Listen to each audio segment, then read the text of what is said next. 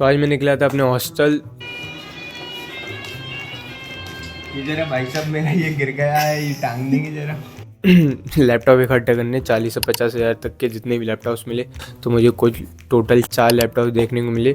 2 Asus के, एक Acer का और एक पता नहीं कौन सी कंपनी का। आज की इस वीडियो में फाइंड करने वाले हैं कि 40 से 50 हज़ार तक के जितने भी लैपटॉप आपको देखने को मिलते हैं, जिनको आप गेमिंग लैपटॉप के नाम से भी जानते हो, उनमें सच में गेमिंग हो भी सकती है कि सिर्फ नाम के गेमिंग के लैपटॉप है। और साइड साइड में कंपैरिजन करने के लिए मेरे पास मेरा पुराना लैपटॉप भी है जिसका नाम है एसर प्रेडेटर। पूरा गेमिंग टेस्ट इसके अकॉर्डिंग कंपैरिजन करेंगे तो कितना ज़्यादा फ़र्क देखने को मिलता है, मतलब 40,000 50,000 के लैपटॉप में और एक 90,000 के लैपटॉप में। तो जनरल स्पेसिफिकेशन की बात करूँ तो इसमें 40 से 50,000 के बीच में आपको RTX 1650 या 2050 ग्राफिक कार्ड देखने को मिलता है, 4 GB रैम साथ। और CPU की बात करूँ तो इसमें i5 या फिर Ryzen 5 देखने को मिलता है। मैक्स में बता रहा हूँ, Ryzen 7 कुछ लैपटॉप्स में देखने को मिलता है, लेकिन वो ऑफिस वाले रहते हैं, उनमें मतलब GPU नहीं रहता। और रैम की बात करूँ तो 8 GB की रैम मतलब कॉमन रहती है। 16 GB की रैम कुछ लैपटॉप्स में देखने को मिलती है और कुछ लैपटॉप में 8 GB प्लस एक्सपेंडेबल रैम देखने को मिलती है। और डिस्प्ले की बात करूँ तो 1080p और 144 हर्ट्स, मैक्सिमम 144 हर्ट्स देखने को मिलती है। तो इन सारे लैपटॉप्स में 2 गेम ट्राई करने वाले हैं। सबसे पहले स्टोरी टेलिंग, मतलब एक गॉड ऑफ वॉर जैसे, और एक ई स्पोर्ट गेम जैसे कि वैलोरेंट। तो इन 2 गेम से आपको पता चल जाएगा कि आपके लैपटॉप कितने ज़्यादा कैपेबल हैं। तो सबसे पहले लैपटॉप की बात करूँ तो मोस्ट कॉमन जो कि गेमिंग लैपटॉप रहता है 50 से 60 हज़ार के बीच में, वो रहता है एसर एस्पायर 7।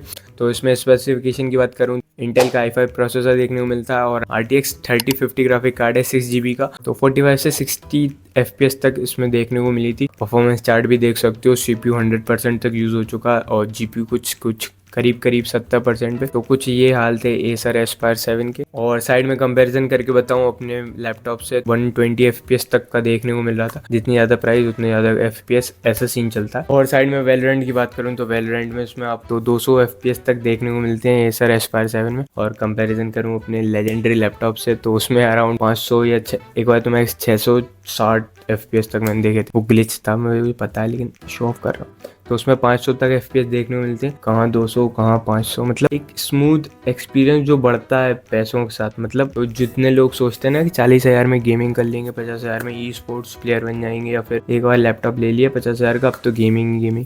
तो रुको जरा, मतलब बैठो बेटा, बहुत कुछ समझना है जिंदगी में। तो दूसरी तरफ बात करूँ सबका favourite laptop Asus tough F15। अगर हॉस्टल में मेरे 5 जने हैं, उनमें से 4 जनों पे तो यही लैपटॉप मिलेगा। और कॉलेज में अगर मैंने किसी को गाली दी तो 100% आसूस टफ वाले ही यूज़र देखने को मिलेगा। तो सो कॉल्ड गेमिंग लैपटॉप, इसमें आपको स्पेसिफिकेशन की बात करूँ तो वही जनरल i5 और RTX 6050 या फिर 2050 ग्राफिक कार्ड देखने को मिलता है। उसके साथ साथ इसमें आपको 144 हर्ट्ज की डिस्प्ले देखने को मिलती है, जो कि काफ़ी ज़्यादा अमेजिंग है। मेरे दोस्त के पास भी था तो उसका स्क्रीन रिप्लेसमेंट हुआ तो फिर 60 हर्ट्ज पे चलानी पड़ती है, क्योंकि 144 हर्ट्ज पे क्योंकि लैग काफ़ी ज़्यादा होने लगा था। 50,000 के लैपटॉप में यही फ़ायदे हैं, मैं इस फायदे बता रहा हूँ। तो इसके गेमिंग एक्सपीरियंस की बात करूँ तो इसका मतलब ओके था, क्योंकि गेमिंग लैपटॉप है ये, थोड़ा सा मैं मान सकता हूँ गेमिंग लैपटॉप है और थोड़ी सी वाइब भी देता है। तो कुछ ये सारी गेमिंग परफॉर्मेंस इसमें देखने को मिलती है। गॉड ऑफ वॉर की बात करूँ तो कुछ इतने FPS आपको देखने को मिलेंगे, और वैलोरेंट की बात करूँ तो कुछ इतने FPS आपको देखने को मिलेंगे। तो मैं अपने पर्सनल एक्सपीरियंस से बताता हूँ। तो अगर आप गेमिंग लैपटॉप लेना चाहते हो तो मैं कहूँगा, अगर बजट है पुश कर सकते हो जैसे तैसे किसी से कुछ भी कर आगे 70,000 से ऊपर का ही लैपटॉप प्रेफर करूँगा मैं। क्योंकि एक तो उसमें 16 GB की रैम देखने को मिलती है। 8 GB की रैम का कोई लैपटॉप में, मतलब गेमिंग के नाम पे तो वो मतलब कुछ भी बोल रहे हैं। 8 GB के गेमिंग लैपटॉप कभी होते ही नहीं है। गेमिंग मतलब हो जाएगी सिर्फ स्नैप बनाने के लिए या फिर इंस्टा स्टोरी डालने के लिए या फिर ऐसे बताने के लिए, मतलब प्रिटेंड करने के लिए कि मैं गेम खेलता हूँ। गेमिंग का मतलब वो नहीं होता।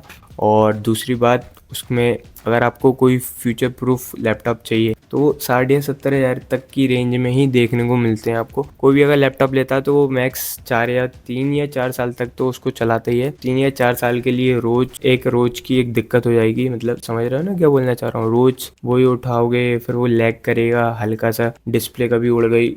एक तो छोटे लैपटॉपों की यही दिक्कत है, कभी चीज़ कोई ख़राब होती नहीं है उनकी। वो मतलब बेकार होती है, ख़राब नहीं होती। बेकार इन द सेंस मतलब परेशान करेगी बार बार।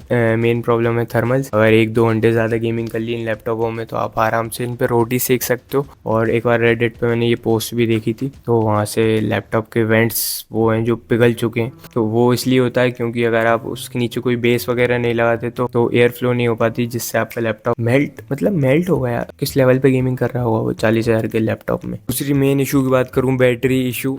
अगर पहली बार गेमिंग लैपटॉप की तरफ बढ़ रहे हो या फिर पहली बार ले रहे हो तो एक्सपेक्टेशंस तो रखने ही मत दिया 2 घंटे से ज़्यादा की, कि 2 घंटे ज़्यादा मेरा लैपटॉप चल जाएगा। शुरू के अगर आपने नया लैपटॉप लिया तो शुरू के 6 महीने तो वो ऐसी बैटरी लाइफ देगा कि मतलब डायरेक्ट 16 रात में भी 16 से चल रहा हो। लेकिन 6 महीने के बाद आप उसमें एक मूवी कंप्लीट कर सकते हो बिना चार्जिंग के, वो भी मतलब कम ब्राइटनेस पे, और बैकलाइट ऑफ होना चाहिए। एक्सपेक्ट मत करना बैटरी से गेमिंग लैपटॉपों में, खासकर 40 से 50 हज़ार तक के अंदर के लैपटॉप जितने गेमिंग के हैं। बाकी उससे बड़े ऊपर वाले लैपटॉपों में तो उम्मीद का सेक्शन ही हटा देना, मतलब क्लियर। तो मेन कंक्लूजन की बात करूं तो अगर आपको ई स्पोर्ट्स गेम खेलने हैं, जैसे वैलोरेंट हो गया, डॉटा 2 हो गया, अच्छा खासा आपका एक्सपीरियंस रहेगा। अगर आप इस साइड गेमिंग की दूसरी साइड जाना चाहते हो, मतलब स्टोरी टेलिंग जिनमें हाई ग्राफिक की नीड रहती है और उनमें आप 3-3 घंटे मतलब लैपटॉप पे बैठना पड़ता है, लैपटॉप पे नहीं, लैपटॉप के सामने बैठना पड़ता है गेम को खेलने के लिए, तो उसमें एक तो हीटिंग इशू बहुत ज़्यादा होगा, बहुत मतलब उस पार वाला है। इतना तो मतलब